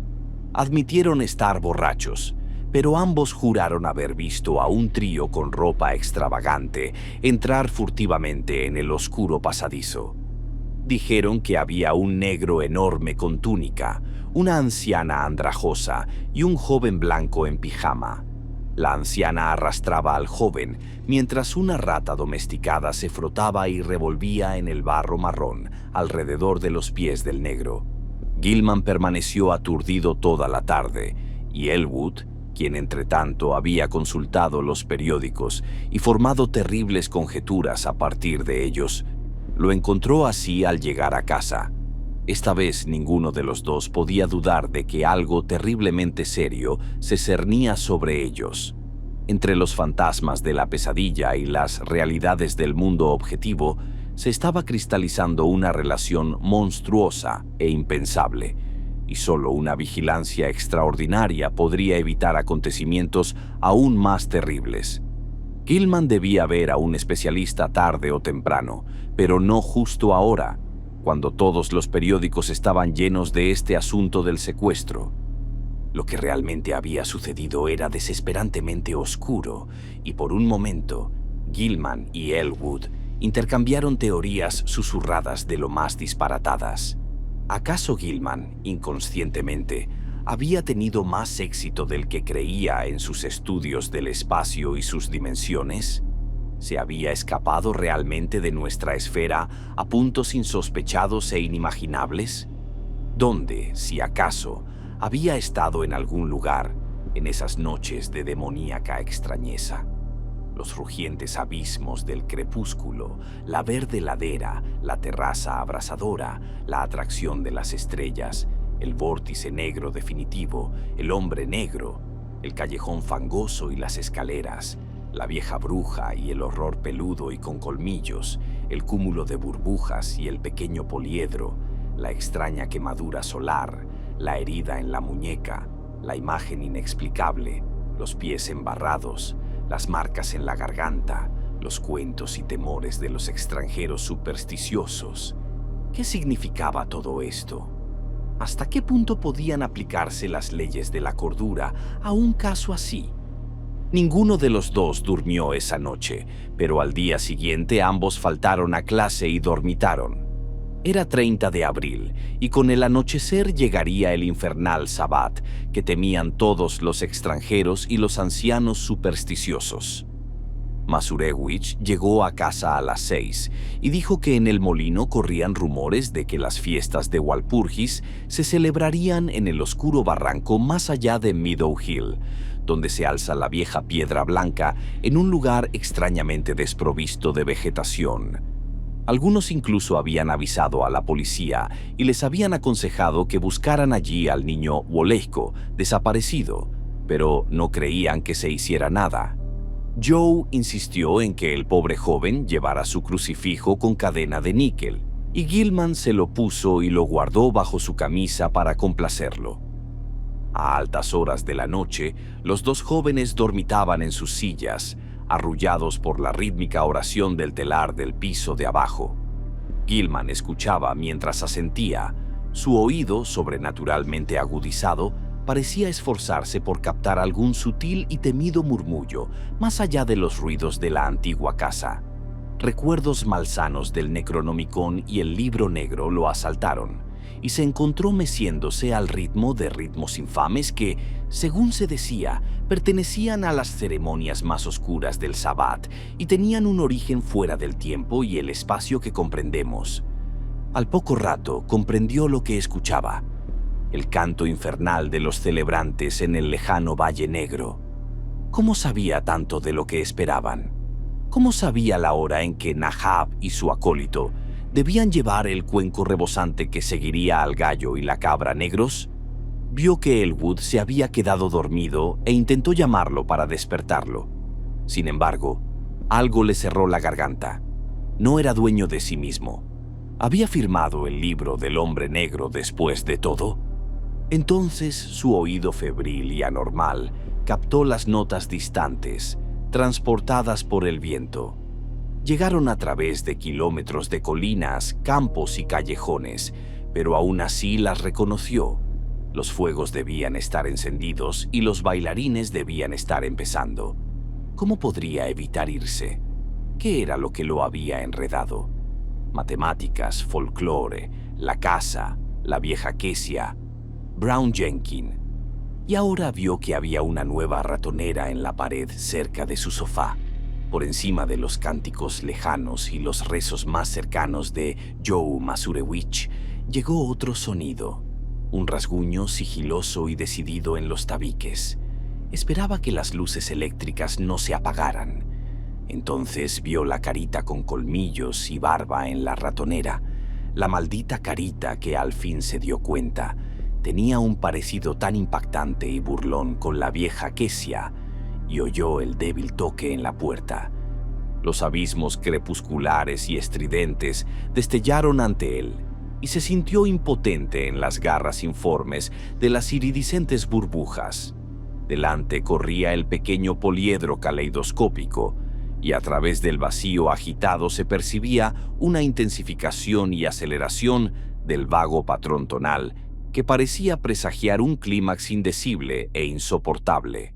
Parecía saber lo que se avecinaba, el monstruoso estallido del ritmo de Walpurgis, en cuyo timbre cósmico se concentrarían todas las efervescencias primordiales y últimas del espacio-tiempo que yacen tras las esferas de materia, y que a veces estallan en reverberaciones mesuradas que penetran débilmente cada capa de entidad y otorgan un significado espantoso en todos los mundos a ciertos períodos temidos. Pero todo esto se desvaneció en un instante. Estaba de nuevo en el estrecho y puntiagudo espacio, iluminado por la luz violeta, con el suelo inclinado, las estanterías bajas de libros antiguos, el banco y la mesa, los extraños objetos y el abismo triangular a un lado. Sobre la mesa yacía una pequeña figura blanca, un niño pequeño, desnudo e inconsciente, mientras que al otro lado se encontraba la monstruosa anciana de mirada lasciva con un cuchillo reluciente de mango grotesco en la mano derecha y un cuenco de metal pálido de proporciones extrañas, cubierto de diseños curiosamente cincelados y con delicadas asas laterales en la izquierda. Entonaba un ritual en un idioma que Gilman no entendía, pero que parecía una cita cautelosa del Necronomicon. Al aclararse la escena, vio a la anciana inclinarse hacia adelante y extender el cuenco vacío sobre la mesa. Incapaz de controlar sus propios movimientos, extendió la mano y lo tomó con ambas manos, notando al hacerlo su relativa ligereza. En ese mismo instante, la repugnante figura de Brown Jenkins trepó por el borde del abismo triangular negro a su izquierda. La vieja le indicó que mantuviera el cuenco en cierta posición mientras alzaba el enorme y grotesco cuchillo sobre la pequeña víctima blanca, hasta donde alcanzaba su mano derecha. El ser peludo y con colmillos comenzó a reír disimuladamente, continuando el ritual desconocido, mientras la bruja graznaba respuestas repugnantes. Gilman sintió una punzante repugnancia que lo atravesaba, paralizado mental y emocionalmente, y el ligero cuenco de metal se sacudió en sus manos. Un segundo después, el movimiento descendente del cuchillo rompió el hechizo por completo y dejó caer el cuenco con un resonante sonido de campana, mientras sus manos se lanzaban frenéticamente para detener la monstruosa acción. En un instante trepó por el suelo inclinado alrededor de la mesa y arrancó el cuchillo de las garras de la anciana, enviándolo con estrépito al borde del estrecho abismo triangular. Sin embargo, al instante siguiente, la situación se invirtió. Aquellas garras asesinas se habían aferrado con fuerza a su garganta, mientras que su rostro arrugado se retorcía con una furia demencial.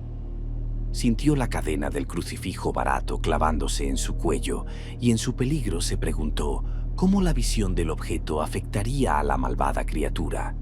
Su fuerza era completamente sobrehumana, pero mientras ella continuaba asfixiándose, él metió la mano débilmente en su camisa y sacó el símbolo metálico, rompiendo la cadena y liberándolo. Al ver el artefacto, la bruja pareció presa del pánico y su agarre se aflojó lo suficiente como para que Gilman tuviera la oportunidad de romperlo por completo.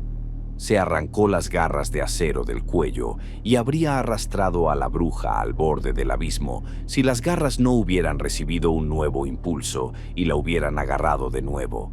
Esta vez decidió responder de la misma manera, y sus propias manos se extendieron hacia la garganta de la criatura. Antes de que ella se diera cuenta, ya tenía la cadena del crucifijo enrollada alrededor de su cuello, y un momento después la había apretado lo suficiente como para cortarle la respiración. Durante su último forcejeo sintió que algo le mordía el tobillo y vio que Brown Jenkins había acudido en su ayuda.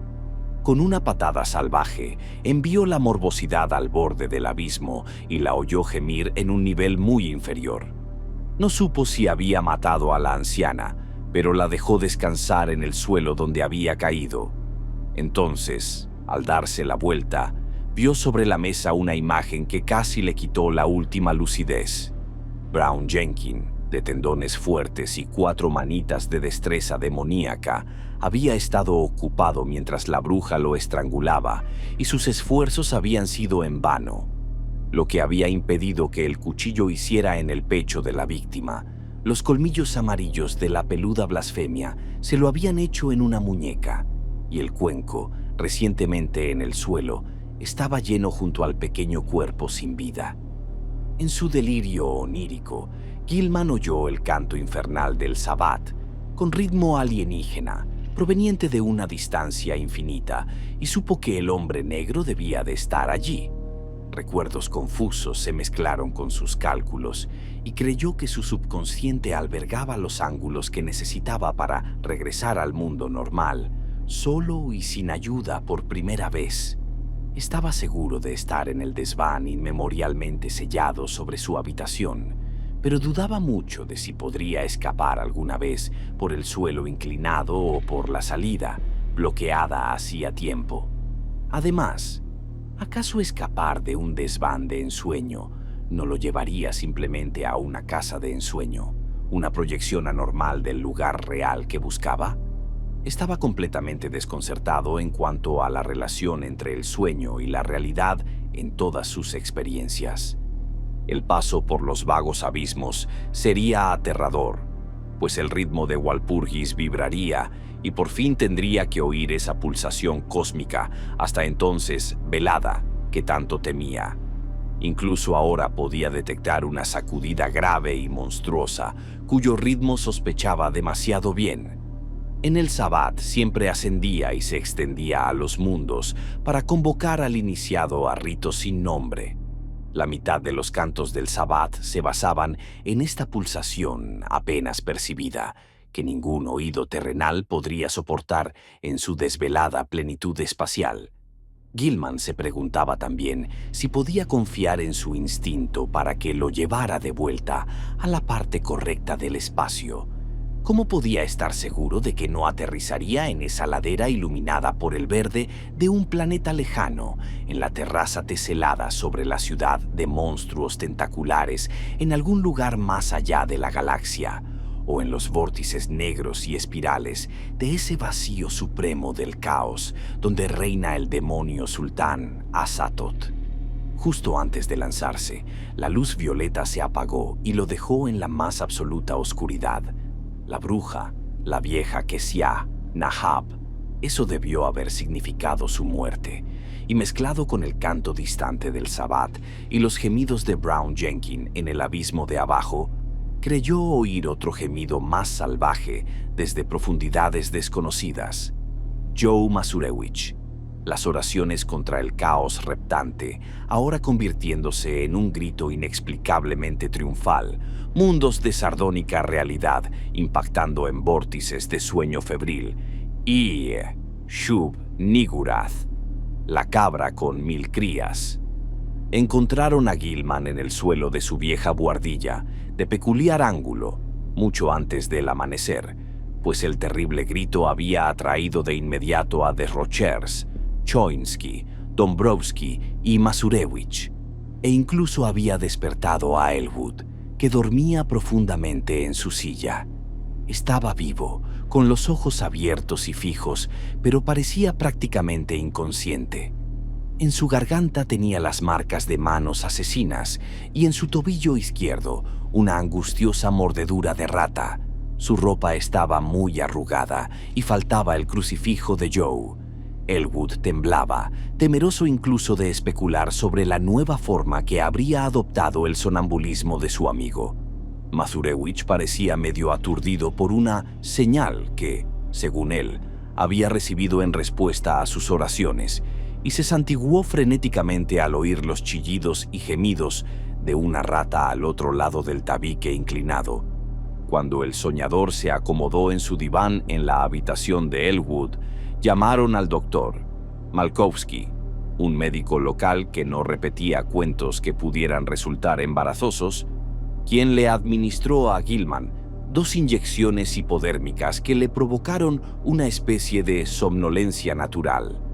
Durante el día, el paciente recobraba la conciencia a ratos y le susurraba su último sueño a Elwood de forma inconexa. Fue un proceso doloroso, y desde el principio sacó a la luz un hecho nuevo y desconcertante. Gilman, cuyos oídos últimamente habían adquirido una sensibilidad anormal, estaba completamente sordo.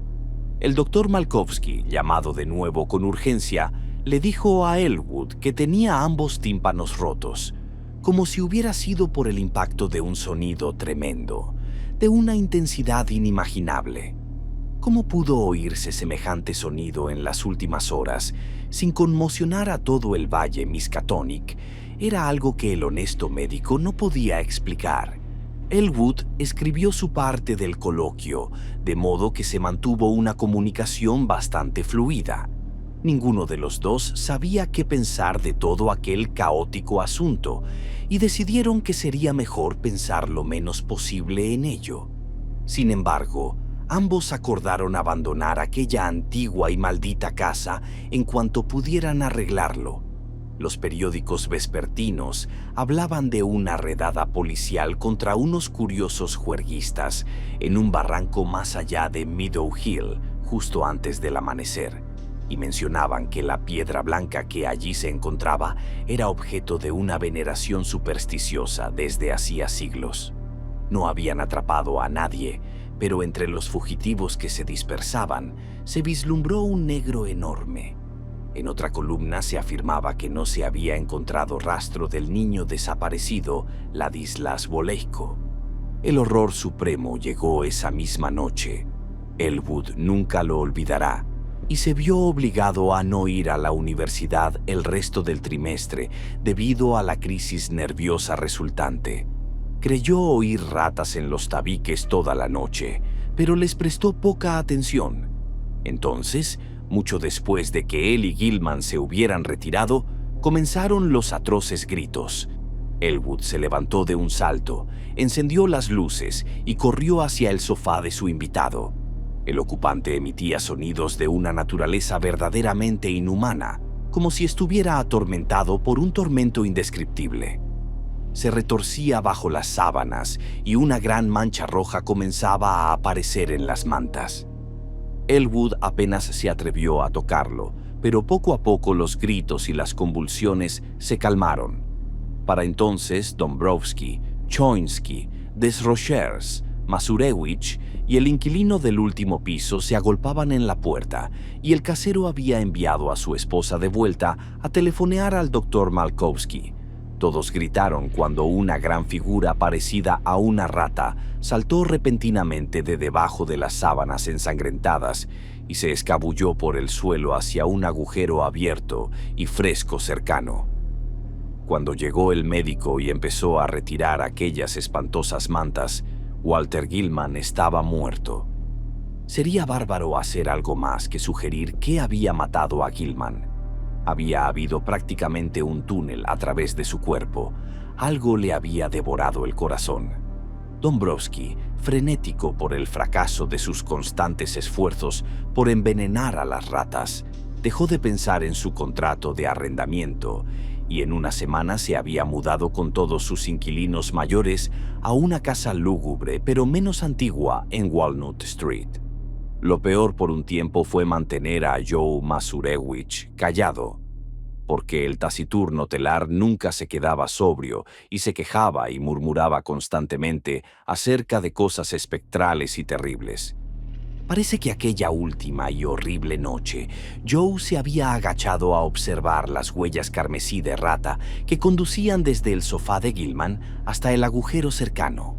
En la alfombra eran muy borrosas, pero un trozo de suelo abierto se interponía entre el borde de la alfombra y el zócalo. Allí Masurewicz había encontrado algo monstruoso, o al menos eso creía, pues nadie más podía estar de acuerdo con él a pesar de la innegable rareza de las huellas. Las huellas en el suelo eran ciertamente muy diferentes a las huellas típicas de una rata, pero ni siquiera Choinsky y Desrochers admitirían que se parecían a las huellas de 4 diminutas manos humanas. La casa nunca volvió a alquilarse. En cuanto Dombrowski la abandonó, el manto de su desolación final comenzó a descender, pues la gente la evitaba tanto por su antigua reputación como por el nuevo hedor fétido. Quizás el veneno para ratas del antiguo propietario había funcionado. Después de todo, pues poco después de su marcha, el lugar se convirtió en una molestia vecinal. Los funcionarios de salud rastrearon el olor hasta los espacios cerrados encima y junto a la buhardilla este, y coincidieron en que la cantidad de ratas muertas debía ser enorme. Sin embargo, decidieron que no valía la pena abrir y desinfectar los espacios sellados durante tanto tiempo, pues el hedor pronto desaparecería y la localidad no era de las que fomentaban estándares exigentes. De hecho, siempre corrían vagos rumores locales sobre hedores inexplicables en el piso de arriba de la casa de la bruja justo después de la Nochebuena y la Noche de Brujas. Los vecinos se resignaron a la inercia, pero el hedor, no obstante, constituía un factor adicional en contra del lugar. Hacia el final, la casa fue declarada habitada por el inspector de obras. Los sueños de Gilman y las circunstancias que los rodearon nunca han sido explicados. Elwood, cuyas reflexiones sobre todo el episodio a veces son casi enloquecedoras, regresó a la universidad el otoño siguiente y se graduó en junio.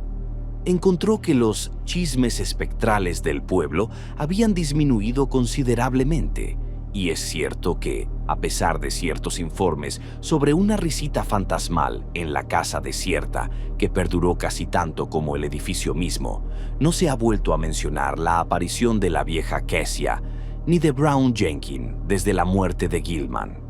Afortunadamente, Elwood no estaba en Arkham ese año posterior, cuando ciertos sucesos reavivaron abruptamente los rumores locales sobre antiguos horrores. Claro que se enteró del asunto después y sufrió indecibles tormentos de oscuras y desconcertantes especulaciones. Pero incluso eso no fue tan terrible como lo habría sido la cercanía real y varias posibles visiones. En marzo de 1931, un vendaval destrozó el tejado y la gran chimenea de la desocupada casa de la bruja, de modo que un caos de ladrillos desmoronados, tejas ennegrecidas y cubiertas de musgo, y tablones y vigas podridas se desplomó sobre el desván y atravesó el suelo. Todo el ático estaba obstruido por los escombros de arriba, pero nadie se molestó en tocar el desorden antes de la inevitable demolición de la decrépita estructura. Ese último paso llegó en diciembre del año siguiente, y fue cuando unos obreros reticentes y aprensivos vaciaron la antigua habitación de Gilman cuando comenzaron los chismes.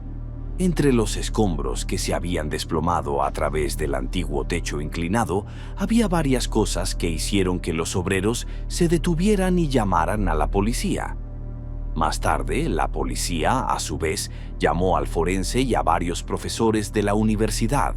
Había huesos, muy aplastados y astillados, pero claramente reconocibles como humanos, cuya fecha, manifiestamente moderna, contrastaba de forma desconcertante con el período remoto en el que su único escondite posible, el desván bajo y de suelo inclinado, supuestamente había sido sellado a todo acceso humano.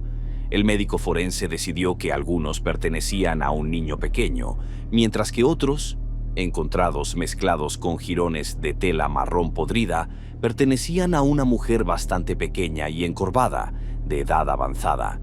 Una cuidadosa revisión de los escombros también reveló numerosos huesos diminutos de ratas atrapadas en el derrumbe, así como huesos de rata más antiguos, roídos por pequeños colmillos, de una forma ocasional y muy productiva para la controversia y la reflexión. Otros objetos encontrados incluían fragmentos mezclados de numerosos libros y papeles, junto con un polvo amarillento resultante de la desintegración total de libros y papeles aún más antiguos. Todos, sin excepción, parecían tratar sobre magia negra en sus formas más avanzadas y horribles, y la fecha evidentemente reciente de ciertos objetos sigue siendo un misterio tan sin resolver como el de los huesos humanos modernos. Un misterio aún mayor es la absoluta homogeneidad de la escritura arcaica y tosca, hallada en una amplia gama de papeles, cuyas condiciones y filigranas sugieren diferencias de antigüedad de al menos 150 a 200 años. Para algunos, sin embargo, el mayor misterio de todos es la variedad de objetos completamente inexplicables, objetos cuyas formas, materiales, tipos de fabricación y propósitos desafían toda conjetura. encontrados dispersos entre los escombros en evidentes diversos estados de deterioro. Uno de estos objetos, que excitó profundamente a varios profesores de Miskatonic, es una monstruosidad gravemente dañada que se asemeja claramente a la extraña imagen que Gilman donó al Museo Universitario, salvo que es más grande. Está forjada en una peculiar piedra azulada en lugar de metal y posee un pedestal singularmente angular con jeroglíficos indescifrables. Arqueólogos y antropólogos aún intentan explicar los extraños diseños cincelados en un cuenco de metal ligero aplastado, cuyo interior presentaba siniestras manchas marrones al ser encontrado. Extranjeros y abuelas crédulas hablan con igual entusiasmo sobre el crucifijo moderno de níquel con la cadena rota, mezclado con la basura, identificado con escalofríos por Joe Masurewicz, como el que le había regalado al pobre Gilman muchos años antes. Algunos creen que las ratas lo subieron al desván sellado, mientras que otros piensan que debió de estar en el suelo, en algún rincón de la antigua habitación de Gilman, todo el tiempo. Otros, incluido el propio Joe, tienen teorías demasiado disparatadas y fantásticas para creerlas con seriedad. Cuando se derribó la pared inclinada de la habitación de Gilman, se descubrió que el espacio triangular, antes sellado, entre ese tabique y la pared norte de la casa, contenía muchos menos escombros estructurales, incluso en proporción a su tamaño, que la propia habitación, aunque tenía una espantosa capa de materiales antiguos que paralizó de horror a los demoledores. En resumen, el suelo era un auténtico osario de huesos de niños pequeños, algunos bastante modernos, pero otros que se remontaban en infinitas gradaciones a un periodo tan remoto que el desmoronamiento era casi completo. Sobre esta profunda capa ósea descansaba un cuchillo de gran tamaño, de evidente antigüedad y con un diseño grotesco, ornamentado y exótico, sobre el cual se amontonaban los escombros. En medio de estos escombros, encajado entre una tabla caída y un montón de ladrillos cementados de la chimenea en ruinas, se encontraba un objeto destinado a causar más desconcierto, miedo disimulado y conversaciones abiertamente supersticiosas en Arkham que cualquier otra cosa descubierta en el edificio embrujado y maldito. Este objeto era el esqueleto parcialmente aplastado de una enorme rata enferma, cuyas anomalías en la forma aún son tema de debate y fuente de singular reticencia entre los miembros del Departamento de Anatomía Comparada de Miskatonic. Se ha filtrado muy poco sobre este esqueleto, pero los obreros que lo encontraron susurran con asombro sobre los largos pelos marrones que lo asociaban.